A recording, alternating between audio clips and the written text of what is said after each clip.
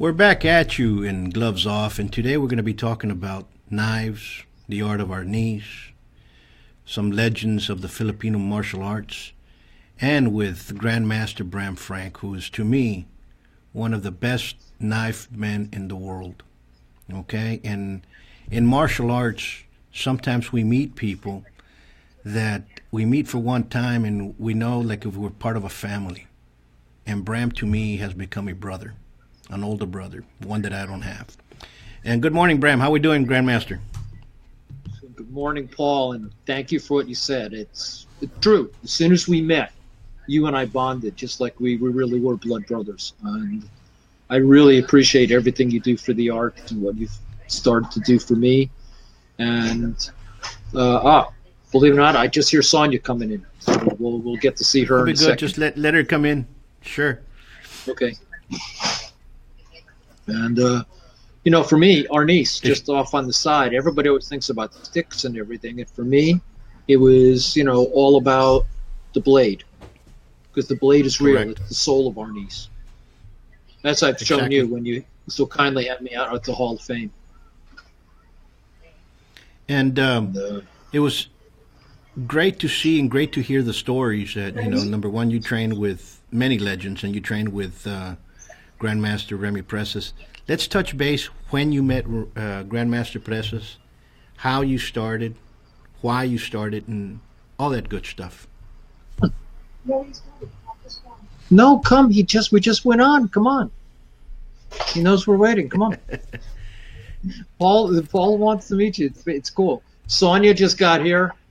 She's excited. Hey, Sonia. I met Professor Presas. Yeah, he just said hi, Sonia. You can't hear him until we plug in the splitter. I met Professor Presas at a seminar up in Massachusetts, just south of Vermont. Hi, beautiful. Hey, come on in. Let me plug this. We're going to just put her in the splitter. And I'm going to stick her next to me, and I'll finish up the story. You look great. Thank you. No problem. These guys are used to it. It's live. I met Professor Presas. And when you met Mr. I'll finish the story. Yeah. We were at the seminar in a little tiny town in Massachusetts, south of Vermont. Everybody there had already known him, and I was way in the back of the room trying to be respectful. And he's doing stuff, and out of nowhere, he looks up and he just makes like a beeline.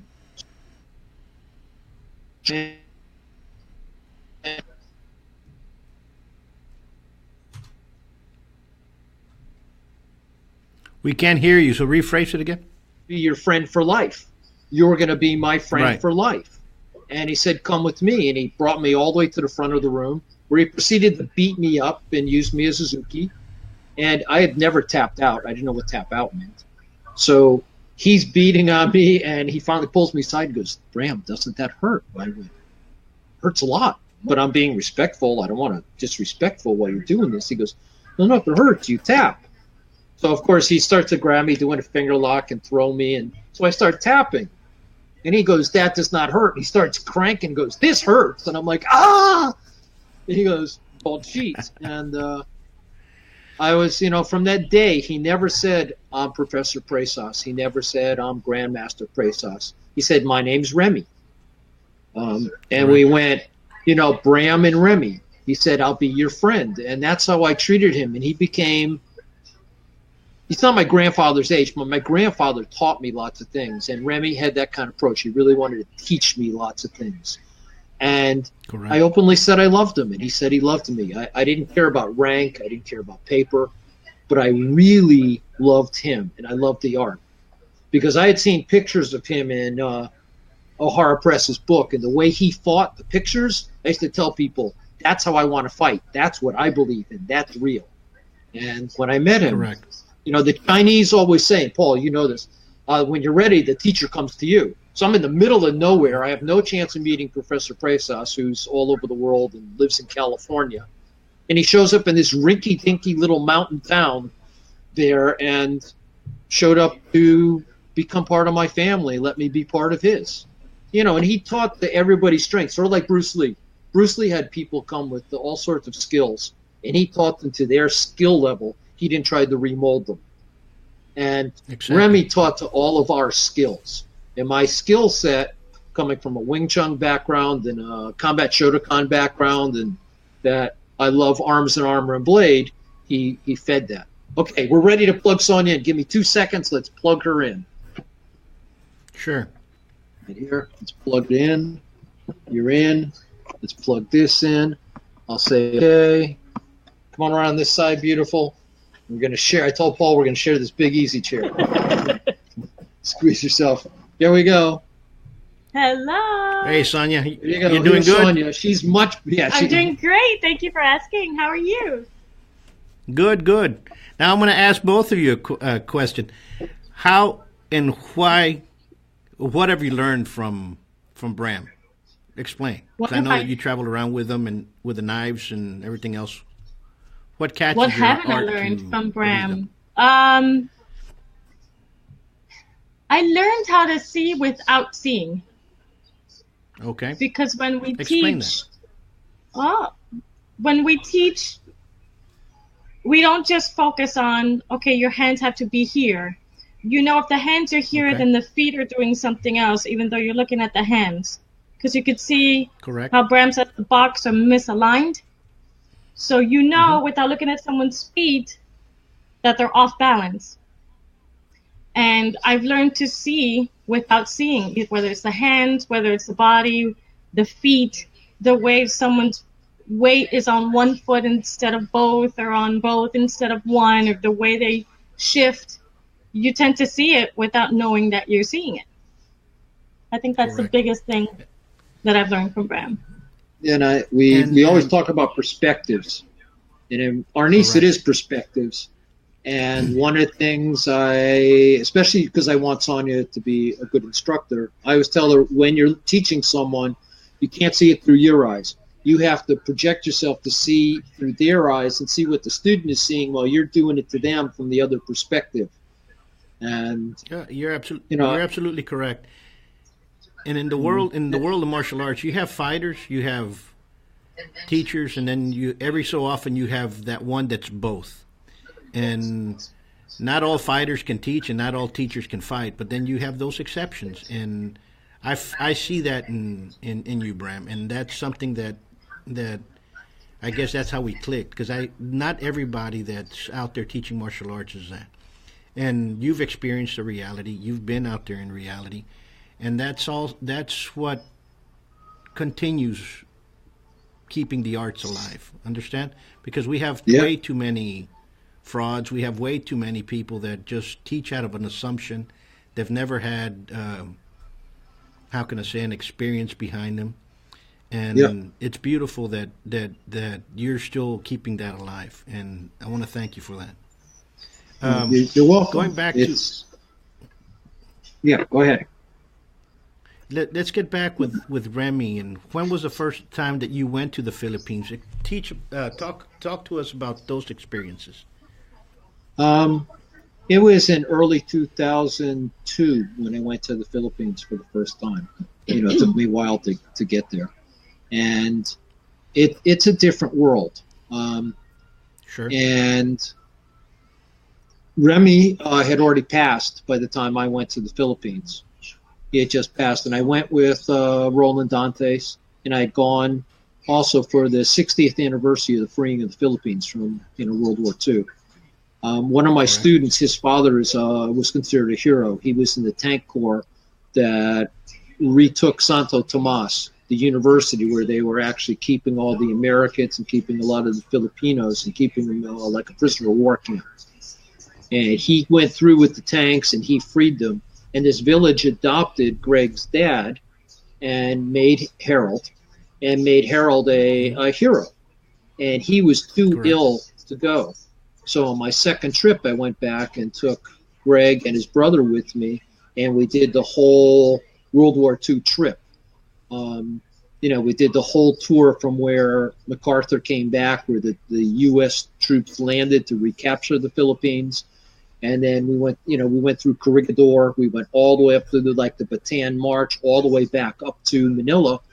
And it ended in Manila with a big government party at Santo Tomas, where it turns out they have a wonderful museum of Arnis memorabilia. And that's where Remy and his brother both actually taught at the University of Santo Tomas.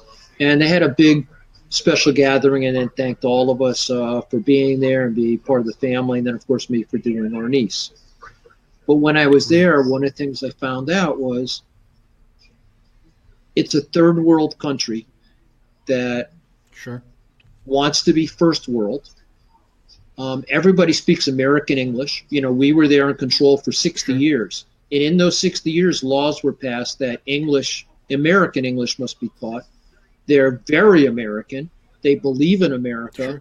And they really wanted, 1949, and July 4th, of course, we had a big vote there to see if they were just like we did with Puerto Rico. Will you be a state or will you be your own country? Because they were almost the 51st state. And they voted by a small margin to become a country. And for a long time, that's where, we've had our military bases. Subic is there. It's a very important area for us. And the Filipinos think themselves Americans. And, they served in the U.S. military. When Filipinos come here, they're one of the groups that actively has real jobs. They go to school here. They become part of our culture. And no offense to our former president, but when he said, the Islamic people have contributed to America, they did. It helped us form the U.S. Marine Corps and to go after them and to fight them and get rid of terrorism even back then. Whereas the Filipinos have been here with the Spanish since 1749 and have actively been part of the U.S. and been part of the U.S. They fight for us. They train here. They're part of our culture there. And when you go there, there's a great love of America. And like I said, you can communicate with them. One of the greatest things they have, because Filipino martial arts is very European historical based, is that they like to share their arts. And that's the greatest thing in the Philippines. And that's what Remy loved doing. Remy wanted to give back and, share his art. That's what Arnis is about. Arnis is about freedom. And they bought hook, line, and sinker our Declaration of Independence. They bought hook, line, and sinker our idea of independence and freedom. And it's one of the few countries that had multiple women presidents. Women are powerful there. People go, look at all the scandals. Well, the reason you see the scandals is they actually have real transparency. When they catch someone doing something bad, unlike here, they take them right out and, hang them in public and go, look what you did. You're in trouble. And, and they're trying really hard. And I love that about the Philippines, that the culture is based on freedom. Women have lots of rights, and all the different versions of Arnis each have a piece of the truth. It's very cool. That's so cool. And a lot of people do not understand that the viceroy of Spain in Mexico was actually the same viceroy that governed the Philippines. It was It was very close. And you're one of the trade routes went from Mexico.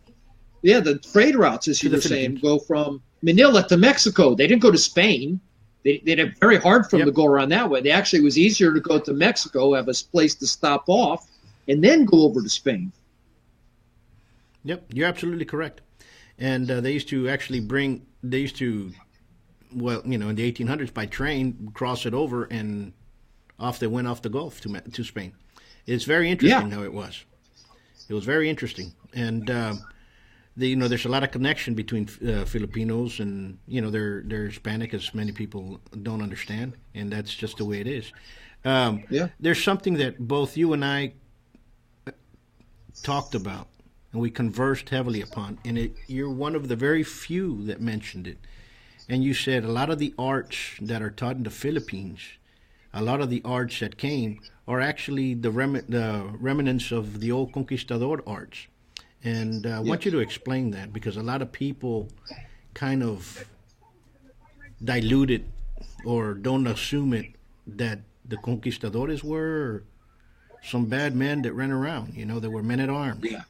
Explain that. The conquistadors,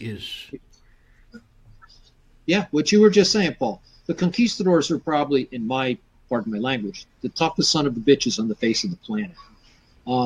Because the conquistadors started, when Islam came in and took over Portugal and Spain, most of the royalty, most of the soldiers got beat. And there were fortresses all through there that were no-go, meaning Islam didn't go there because the conquistadors lived in those castles and beat the snot out of them. And they paid no homage to Spain. They couldn't care less because they didn't care about Portugal. And all they wanted to do was leave us alone. And they actually took money from Islam so not to attack the Islamic warriors, the Moors that were there.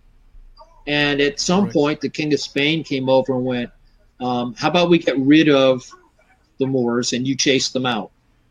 And that's what they did. They chased them out. They beat them out. They were there for 400 years. That's all they did was fight. And as they chased them out, since the conquistadors are unto themselves, the rest of Europe, the rest of the kings, because, they all intermarried and everything and owed allegiances, went, what are you going to do with these guys? A, you don't have enough money to pay them, and B, they don't have the Moors to fight anymore. That only leaves us. What are you going to do with them? And he had a great solution. I'll send you to the New World. If you go to the New World, I'll make you viceroys, counts, whatever. You can have your own properties, your own kingdoms. And these guys, the king didn't pay. They paid their own way, their own armor, their own ships, whatever. And people go, well, they had gunpowder. Picture 50 or 100 guys on a ship with their horses and whatever else they need. It must have smelled horrendous on these ships. They go across the Atlantic. Their gunpowder is probably damp and wet. They can't have enough gunpowder and guns. There's not enough of them. And every place they went, no matter what anybody tries to say, they beat the snot out of everybody. They were ultimately trained warriors. And, and they talk about it, and look what happened to Japan. The samurais are the toughest people on the planet. No, they're not. If they were, Nagasaki, Tokyo, and all those places would not have been owned by Portugal and Spain, who originally, what kept everybody in line was the conquistadors. And a lot of those Ronins ended up joining forces with them and traveled around because they were tough. And, every time it goes, what? I said, look, the conquistadors went everywhere. They were outnumbered thousands to one.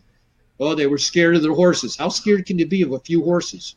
It's not like they had, in the movies, 2,000 horses, 5,000 horses. They had, 20 horses on a ship? Those ships aren't very big. I grew up outside of New London, Connecticut, where we had the old whaling vessels, and I used to go on them and go, this is all the space you have? This is where you crammed everybody and you lived there? But anyways, the conquistadors brought their arts with them. And, I always laugh because, the type... Yeah, go ahead. Go ahead.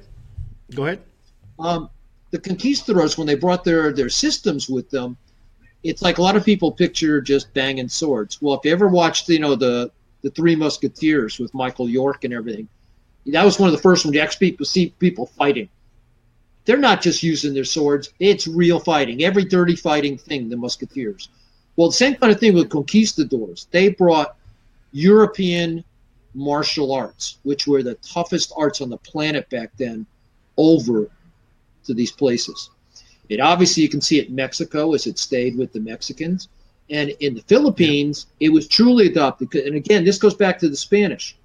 The Spanish conquered people in a very strange way. They would take people from that culture, ship the children back to Spain, educate them as Spaniards, send them back to their original countries so they'd be accepted, and have a whole separate class of people who are Spanish in soul but native in ethnicity, so that they could, conquer people through commonality. And of course, the Spanish were on top of the pyramid, they interbred, and the arts came that way because people talk about the Filipino arts, and I'm like, they look like Samoans. They look like every other people in the Pacific. If you ever seen Moana, that's the Filipinos in all their thousands of islands traveling everywhere from place to place. They had feathers, they had spears, they had arrows. And, the Spanish, again, going back to the Spanish and the conquistadors, they used to send historians out there to write the stories because the Spanish were really serious. If you told them you only won, you were in big trouble. They want to know why you got defeated, if you got defeated, so they could practice how not to be defeated again. So they recorded everything, and they talked about the Filipinos, as you know, like I said, the rest of the Pacific area from Indonesia, Malaysia, they had almost no iron, no swords. They had spearheads, they had arrows, they had shields, they had feathers. They did not have sticks and swords and everything else. And it's like Magellan. Magellan was killed with poison arrows. They feathered him. Nobody, you know, I was told the myth when I was growing up that he met the conquistadors with, you know, hardened sticks or swords and fought him and defeated him. None of that happened. You know, he was feathered with arrows. He got cut with one of their swords, but he was poisoned. And he's one of the few Spanish that they never recovered his body. The Filipinos took it away. But the art, you know, because you've done other arts. When you study Filipino martial art, it's the system, the way it walks, the way we talk, the way we enter. It's all European sword fighting. It's Spanish. No, you're absolutely correct. And you know, I was introduced into the Filipino martial arts, if you want to put it that way, in a strange way. I knew that it existed. I knew that I always had students that would come in and they say, you know, I'm doing Kali or I'm doing so-and-so, and there were students that would come in that would demonstrate, and I would see it. But for me to really study it, I give credit to Guru Carlito Bonjoc, who came out of Cerrada. I saw him in a demonstration. We became very good friends, and this was probably back in 2005, okay? So he taught in a different format, and I had seen a lot of people do demonstrations, but when I saw him, I said, wait a minute, he knows what he's doing. You know, and you have somebody that's in a wheelchair, sitting down on a bar stool, and basically going through a couple of folks like a hot knife through butter. And to me, that was technique at its best. Understand? Because he cannot move through his legs, but he was moving, misaligning. That's a word that Sonia said that is needed in the martial arts today. You have to misalign the body, and you use it. My uncle used it. Folks in France, they use it. You know, a lot of people, I'm going to change the subject a little bit. A lot of people always talk about footwork and what's the difference between footwork and foot pattern. It's actually you have to misalign the body. Yeah. And you can do all the footwork you can, but if you're not misaligned, you're still going to be in the center of the attack, right? Yeah. But yeah, Remy used to talk about body shifting. You know, that's what you were saying. You could step all you want, but if you didn't body shift with it, you know, it didn't amount to anything. Because to me, balance is the whole thing, and you want to unbalance them. I don't care what they're doing, you know. And as you said, you know, you got to, if you misalign them, it's in your advantage. And misaligning means your tool gets there quicker. The tool, be it your hand, your stick, your knife, whatever. And how here? Let's change a little bit. How has this helped you? Because I know that you teach a lot of law enforcement, not only here, across the world.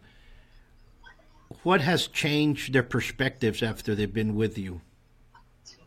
What have you brought the arts of Remy forward? Why have they adapted to that?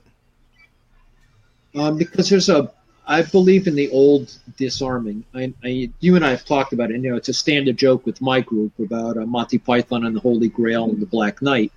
You know, when King Arthur goes out there, wants to go across, and the Black Knight says, you know, none shall pass, and they fight. And King Arthur cuts his first arm off and goes, okay, we're done. You're very brave. And goes, 'tis only a flesh wound. And he goes, you know, you bleeding bastard, your arm's on the ground. And he still attacks King Arthur. So King Arthur reluctantly cut his other arm off. You know, and he keeps going. So now he headbutts him. So King Arthur goes, oh my God. So he cuts one of his legs off. So he's hopping, and he's still hitting King Arthur. Right. So he cuts his other leg off, and he turns him into a torso. And so they just, you know, the Black Knight finally goes, okay, I'll bite your kneecaps off, and goes, okay, we'll call it a draw. And King Arthur goes off on his merry way. And, you know, as funny as that is, but that's what I teach the police. I teach the military that. I won't say the name of the people. I was with a team in Israel back in '96, and the squad leader came to me and said, let me show you what we do. And he said, see, we go in for the kill. And as he came for the kill, we had training eyes, so we came for the kill. I tapped him at the same time and said, this is like horseshoes and hand grenades. It's a tie. You can't afford a tie. He goes, what do you mean? I said, well, the most effective way of using an edge tool is less than lethally. And if I shut your hand down, if you can reach my head and I can reach your head, it means all I do is step back just a touch and I chop off your hand, you're useless. Monty Python and the Holy Grail. I don't care about your head, your neck, your torso, your genitalia, your body armor. You can't, if I cut off your hand, and that's actually the very first target you teach in any kind of blade art. Get rid of the hand. No hand, you're useless. So most people are right-handed. I take care of your right hand. I zap your left hand if it gets in the way.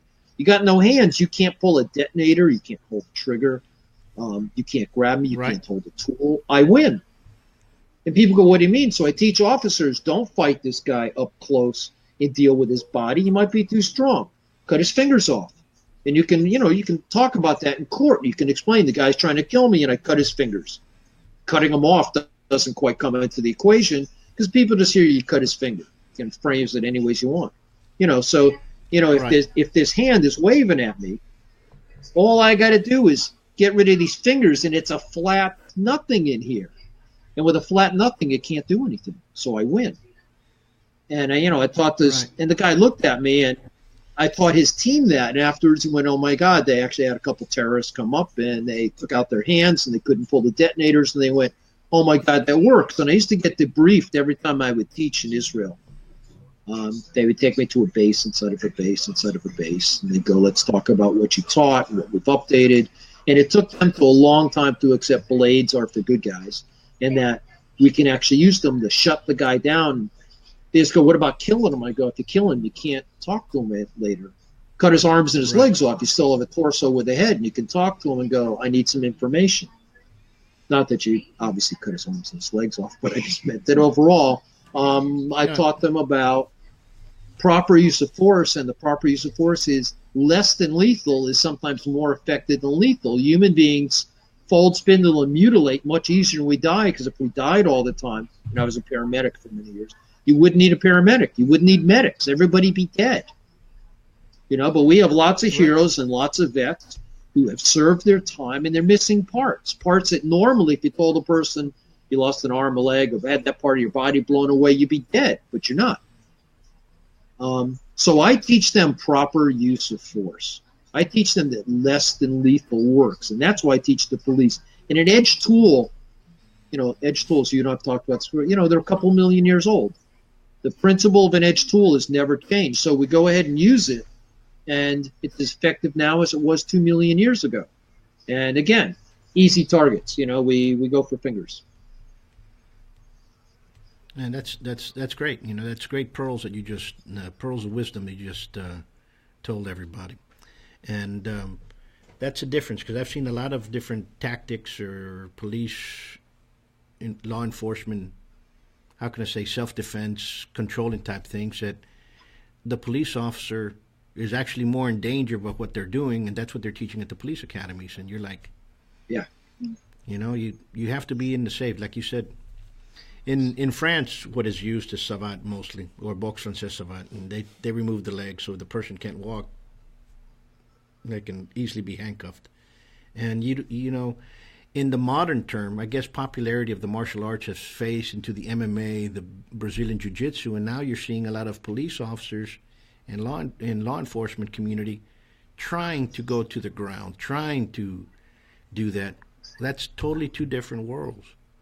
Yeah. And I hope you can be able to expand that, because I really wish somebody could understand that, because there's way too many that believe by taking somebody to the ground and putting a mount in a chokehold is the safest thing to do. Expand on that, Bram. Yeah.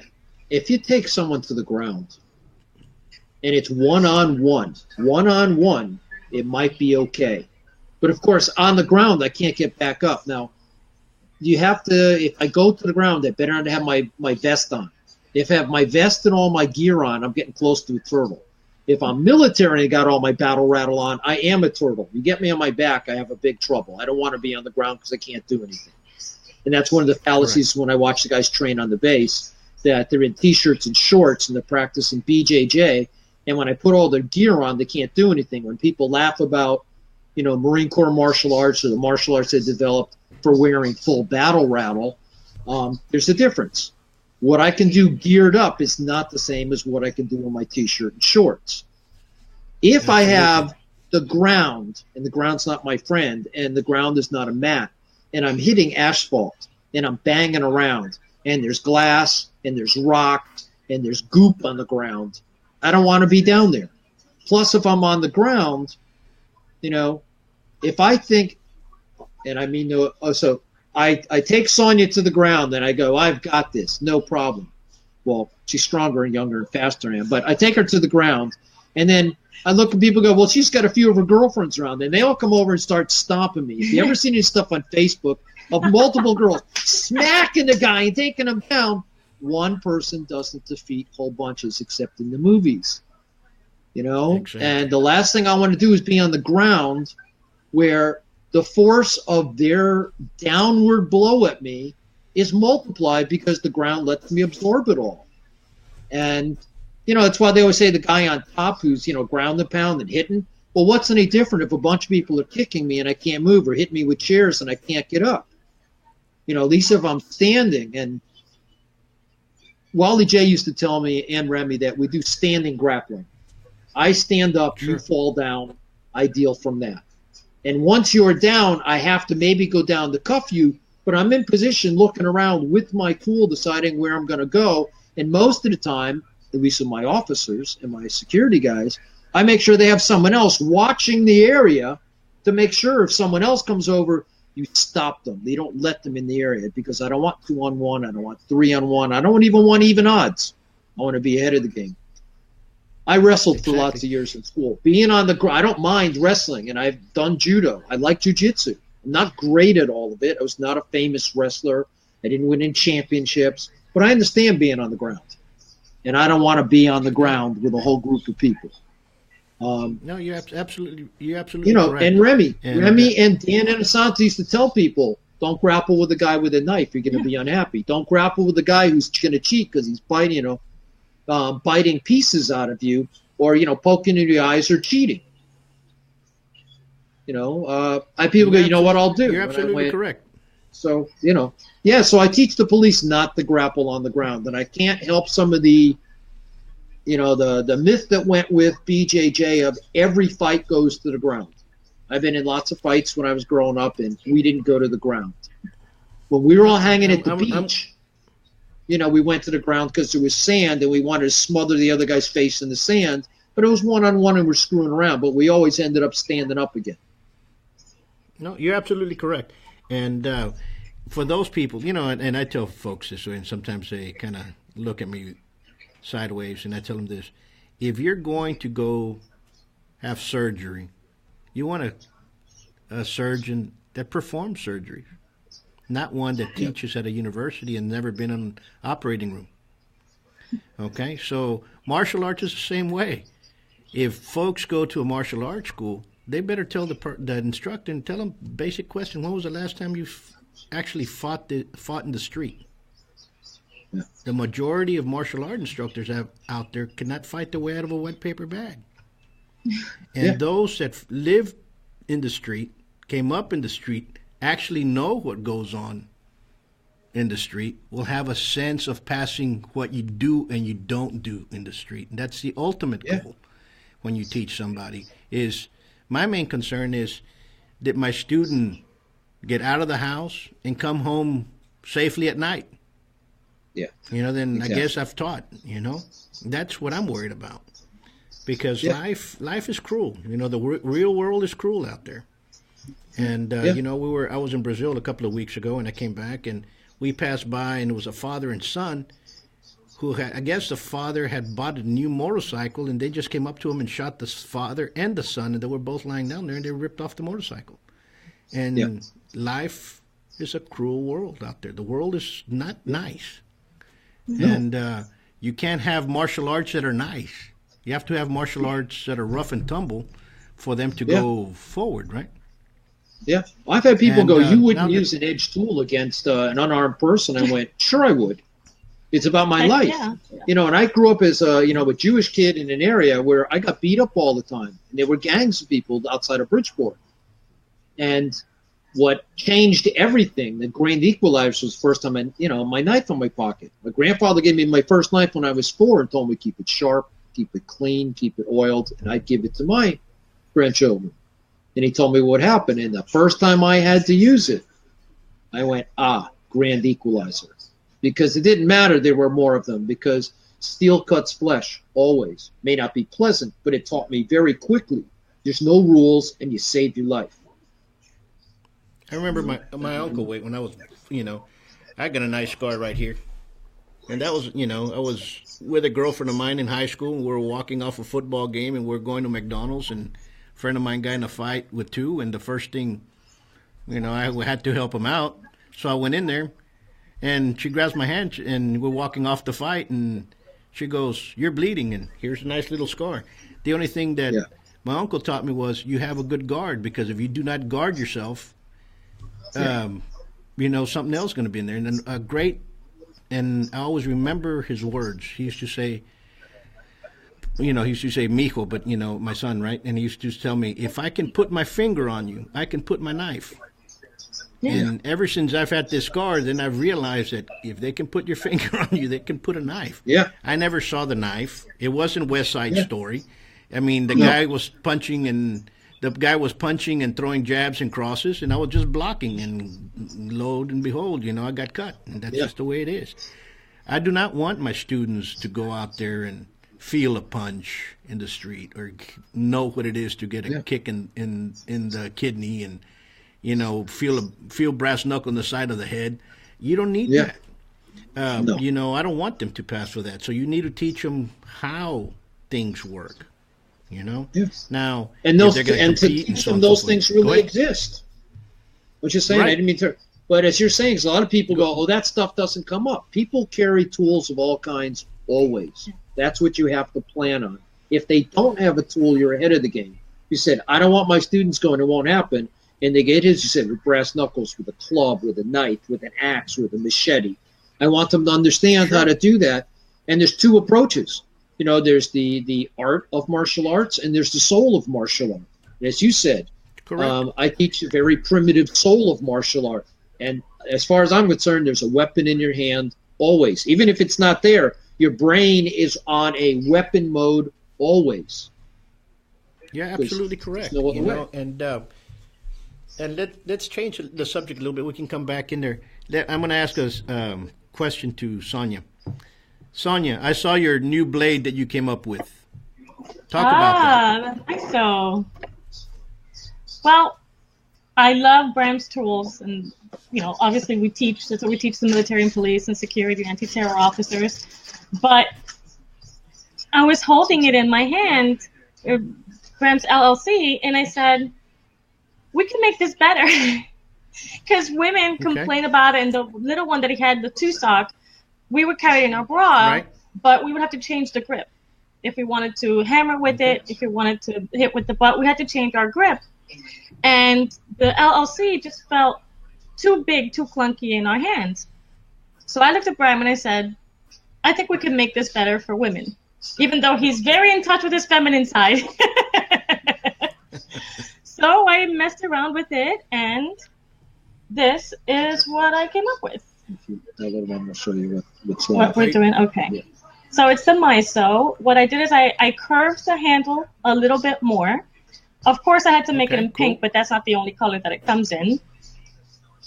And I put a black blade on it to make it a little bit different. I like the style of it. It's a reverse S blade. It cuts deliciously. I kept the indexing that Bram has, so we could go from forward to reverse grip without taking our hands off the tool. And I kept the teeth because that's one of the main things that we teach. Hold on, let me see where right here. Just watch this one. Okay. The little one. So I still use the teeth for grabbing and for control. Pull it back a little. You can see right here. Here we go. So we still use it for control, and I still kept the hammer So we could still do all the things that Bram teaches us, but it fits really comfortably in a woman's hand, and I don't have to take my hand off to move to either hammer or to hit with the butt. I don't have to move my hand. So if I'm panicking, I'm worrying, I don't remember my name, I can't see anything, and all I do is hammer, like Bram taught us, or hit with the butt, like Bram taught us. I have the tool. You know how when you get really stressed out, your hands, you really, really tighten up? I don't have to move my hand. I could still hit, I could still hammer, and I get myself out of that dangerous situation. And I have to tell you, the women love it, the men love it.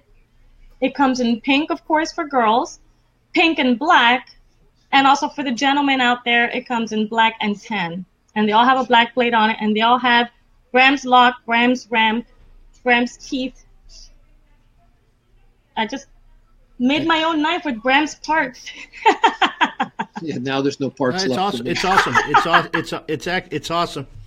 And you know, Bram gave me this one, and I said, I always carry it, and it passed the test, and the test is the Professeur Buitron test, which is to actually gut a boar, and for it to have a blade on it, and that means you're skinning one. Because usually when you skin a boar, it's about 200, 250 pounds. Yeah. You have to go to 2-3 blades because it won't cut anymore. It'll lose its blade or the edge. Yeah, and that kept its edge. Yeah. And it kept its edge, so it passed it. It was great. I could gut it, and my fingers went in there. We talked a little bit about it, and I'll talk to Bram later on because maybe we can work on something here for it to be more like a little gut hook. Because sometimes. But I know what it's for. It's to place a nice smile under the chin. But other than that, it passed. It passed the test of going through a wild boar, and it made it. Cool. So, wow. Awesome. I think I told you, one of my students who was a hunter in North Carolina, the first thing he did was his first deer of the season. He dressed down the whole deer using a regular LLC. Doing what I showed you, being, he was. As you were doing, being on the ramp, and and coming down on it, so you could go and just do careful with the ramp as you were doing. And he took pictures the whole way, and people said, "What's that?" And I said, "Well, I make a working tool." And I'm glad it passed the Paul test. Yay! If it passed the Professor Paul test, it's cool.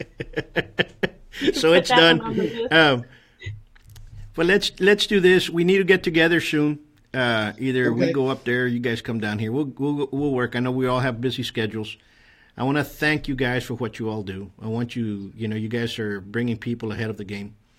Thank you once more, Sonia, for designing that blade for women out there. It's awesome. And my pleasure. Thank you. Bram, a big hug for you guys. I think we're running out of time. Anything else you guys want to tell the world? Just if anybody's going to be at the SHOT Show, come see us. Come look for us. We'll be, walking around and go up to our website, www.csssdsc.com, and go see our knives. And they should stay in touch with you and us, and we'll all be together very soon. All righty, you guys, peace. And for you guys out there in the world, be safe, and let's all be neighborly. God bless you. Cool. Thank you. I love and respect to you.